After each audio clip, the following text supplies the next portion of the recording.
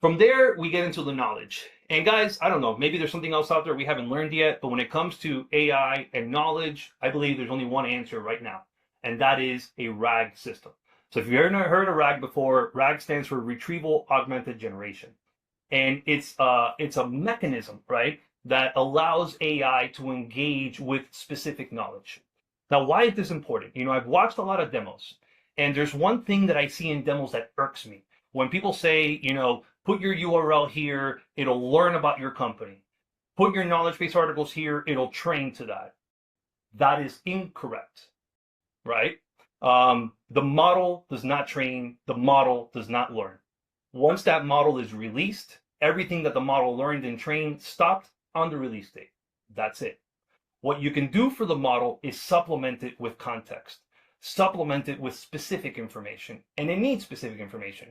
Because you may hire, as an example, you may hire a new hire tomorrow, and sure, that new hire read your website, read your LinkedIn page, and they know something about you, but they don't know your policies. They don't know your product information. They don't know your internal SOPs. That's private information that wasn't available to it. Same thing is true about the models. Sure, the model might have some information about you, okay, but it doesn't know your details. But what a RAG system does is that a RAG system allows you to make knowledge, like URLs and documents, available to the model. However, it's not just file storage. The way RAG works is that you upload your documents along with descriptions, or you upload URLs like knowledge base URLs with descriptions. And then that content and that description is tokenized through a model. That tokenized information is then stored in a vector database with an interface that allows the agent to communicate to it. So now the agent, as it's operating, it's able to use its reasoning to put together what it's looking for, submit that request to the RAG system, and get back relevant information, sometimes more than one thing, and use its reasoning, the context, what's happening in the conversation to determine of that information, what should I be sharing right now. And then the last thing, guys, is a native PBX experience, right?